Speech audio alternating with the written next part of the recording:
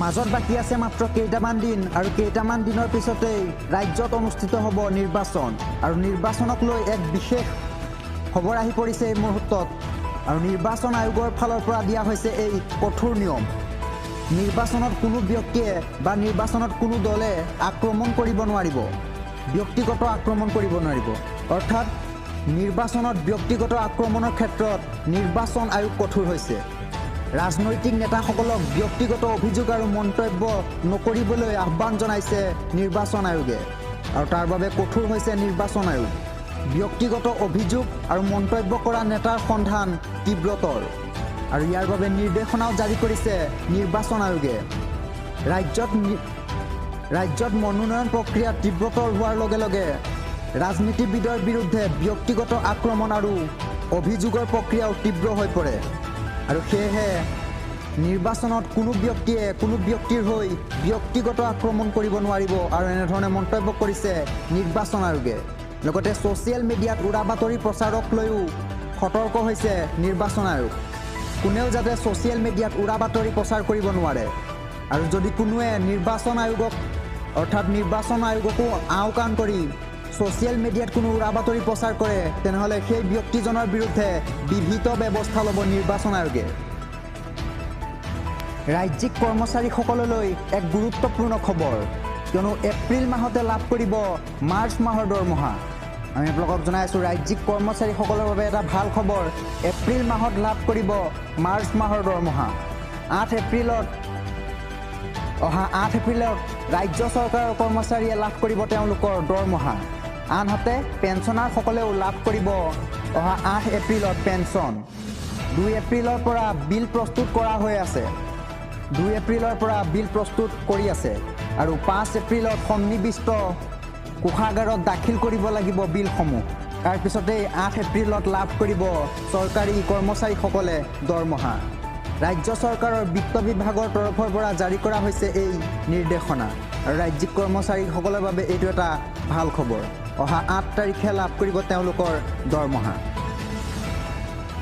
বিহুৰ পূৰ্বে এইবাৰ বতৰ বিজ্ঞান কেন্দ্ৰই জনাইছে যে উৎকট গৰমে দহিব পাৰে ৰাজ্যবাসীক অৰ্থাৎ এইবাৰ গৰম বৃদ্ধি পাব বিহুৰ পূৰ্বেই বা বিহুৰ সময়ত প্ৰচণ্ড গৰম বৃদ্ধি পাব ৰাজ্যত আৰু ইয়াৰ ফলত ভংগ হ'ব পাৰে পূৰ্বৰ তাপমাত্ৰাৰ অভিলেখ কেৱল বিহু বুলিয়েই নহয় এইবাৰ গৰমে দহিব ৰাজ্যবাসীক অৰ্থাৎ পূৰ্বৰ যি গৰমৰ যি অভিলেখ সেই অভিলেখতকৈ পূৰ্বৰ তাপমাত্ৰাতকৈ বৃদ্ধি পাব গৰম লগতে এইবাৰ 40 ডিগ্ৰীতকৈও অধিক তাপমাত্ৰা হোৱাৰ সম্ভাৱনা আছে অসমৰ লগতে দেশৰ কেইবাখনো ৰাজ্যত গৰমৰ সতৰ্কবাণী কৰ্ণাটক অন্ধ্ৰপ্ৰদেশ আৰু উত্তৰাখণ্ডত পৰিছে প্ৰচণ্ড গৰম আৰু ইয়াৰ লগতে অসমতো পৰিব প্ৰচণ্ড গৰম আৰু জলবায়ু পৰিৱৰ্তনৰ ফল ভুগিব লাগিব বিশ্ববাসীয়ে ইয়াৰ লগতে অসমতো পৰিব গৰম কেন্দ্ৰীয় বতৰ বিজ্ঞান কেন্দ্ৰই জাৰি কৰিছে এই সতৰ্কবাণী কেন্দ্ৰীয় বতৰ বিজ্ঞান কেন্দ্ৰই জনাইছে যে যোৱা বছৰৰ গৰমতকৈও এই বছৰ গৰম বৃদ্ধি পাব আৰু এক বিশেষ খবৰ এতিয়াৰে পৰা দেশত নাথাকিব টোল গেটত বাহন ৰখাই আপুনি দিব নালাগে এতিয়াৰে পৰা টোল কৰ কিয়নো দেশত নাইকিয়া হ'ব টোল গেট আৰু আপুনি হয়তো ভাবিছে টোল গেট নাইকিয়া হ'ব যিহেতু আমি বাহনৰ কৰো দিব নালাগে কিন্তু টোল গেটহে নাইকিয়া হ'ব বাহনৰ কৰ আপুনি দিব নলগা সেইটো কথা নহয় চৰকাৰে ইতিমধ্যে টোল গেটসমূহ উঠাই দি তাত এক নতুন প্ৰযুক্তিৰে টোল কৰ সংগ্ৰহ কৰাৰ সিদ্ধান্ত লৈছে আৰু যি নতুন পদ্ধতিৰে টোল কৰ সংগ্ৰহ কৰাৰ সিদ্ধান্ত লৈছে আৰু সেই বিষয়ে জানি আপুনিও আচৰিত হ'ব কিয়নো এতিয়াৰ পৰা টোল গেট নহয় এতিয়াৰে পৰা টোল গেট নহয় নতুন প্ৰযুক্তিৰে টোল সংগ্ৰহ কৰাৰ সিদ্ধান্ত লৈছে চৰকাৰে এইবাৰ টোল গেট নহয় উপগ্ৰহৰ জৰিয়তে নতুন প্ৰযুক্তি ব্যৱহাৰ কৰি আদায় কৰিব লাগিব টোল কৰ আৰু এক বিশেষ খবৰ আমি আপোনালোকক জনাই আছোঁ এতিয়াৰে পৰা টোল গেটসমূহ উঠাই দিয়াৰ সিদ্ধান্ত লৈছে চৰকাৰে আৰু কেতিয়াৰ পৰা এয়া কাৰ্যকৰী হয় সেয়া কিন্তু এতিয়ালৈকে গম পোৱা নাই কিন্তু এক বিশেষ খবৰ জানিব পৰা গৈছে টোল গেটসমূহ উঠাই দি উপগ্ৰহৰ জৰিয়তে নতুন প্ৰযুক্তি ব্যৱহাৰ কৰি টোল সংগ্ৰহ কৰাৰ সিদ্ধান্ত গ্ৰহণ কৰিব চৰকাৰে ইয়াৰ বাবে বাহনৰ গৰাকীৰ একাউণ্টৰ পৰা কৰ্তন কৰা হ'ব নিৰ্দিষ্ট পৰিমাণৰ ধন। কেন্দ্ৰীয় পথ পৰিবহণ মন্ত্ৰী নীতিন গাডকাৰীয়ে প্ৰকাশ কৰিছে এই তথ্য। আমি আপোনালোকক জনাইছোঁ, নতুন ব্যৱস্থা অনুসৰি বাহনৰ টোল কৰ কিমান হ'ব সেয়া দূৰত্ব অনুসৰি নিৰ্ধাৰণ হ'ব আৰু সেয়া উপগ্ৰহৰ জৰিয়তে হ'ব। বাহনখনে অতিক্ৰম কৰা দূৰত্ব অনুসৰি জনতাই দিব লাগিব টোল কৰ। আৰু এই ব্যৱস্থাৰ জৰিয়তে বাহনৰ গৰাকীয়ে ধনৰ ৰাহি কৰিব পাৰিব বুলি কোৱা হৈছে।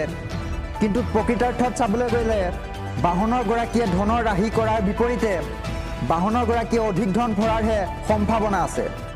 দেশত শীঘ্ৰেই এই নতুন প্ৰযুক্তি প্ৰযোজ্য হোৱাৰ সম্ভাৱনা আছে।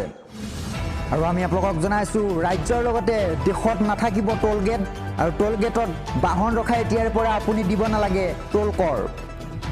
এতিয়া ভাৰতবৰ্ষত আহি আছে এক নতুন প্ৰযুক্তি আৰু সেই নতুন প্ৰযুক্তিৰে টোল সংগ্ৰহ কৰাৰ সিদ্ধান্ত লৈছে চৰকাৰে।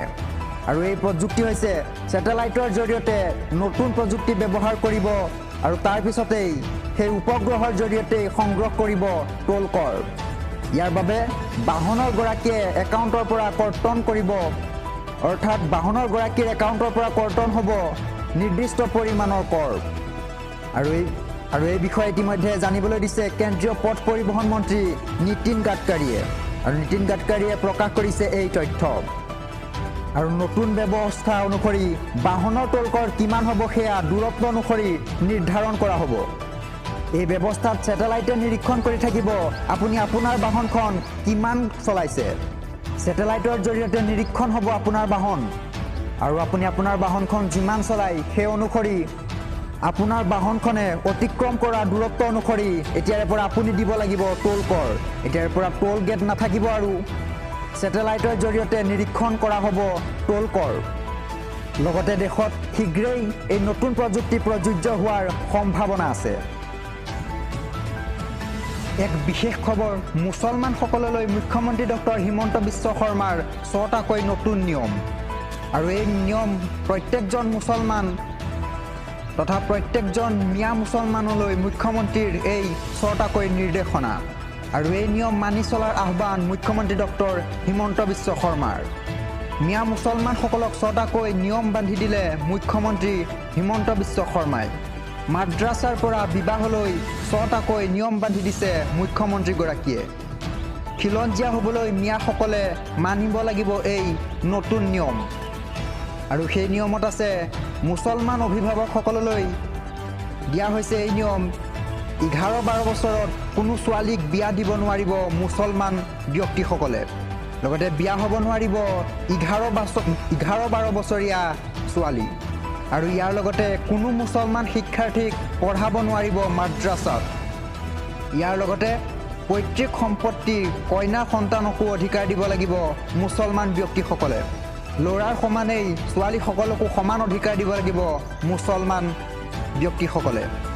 কমুৱা মুছলমানে খিলঞ্জীয়া হ'বলৈ বন্ধ কৰিব লাগিব বহু বিবাহ প্ৰথা। মুছলমানসকলৰ যি বহু বিবাহ প্ৰথা, সেই বহু বিবাহ প্ৰথা বন্ধ কৰিব লাগিব এতিয়াৰে পৰা। আৰু এইসমূহ প্ৰথা বন্ধ কৰিলেহে খিলঞ্জীয়া হ'ব পাৰিব মুছলমানসকল। মিয়া মুছলমানক এই 6টাকৈ নিয়ম বান্ধি দিছে মুখ্যমন্ত্ৰী ডক্টৰ হিমন্ত বিশ্ব শৰ্মাই। আৰু এই নিয়ম মানি চলাৰ আহ্বান মুখ্যমন্ত্ৰীগৰাকীৰ।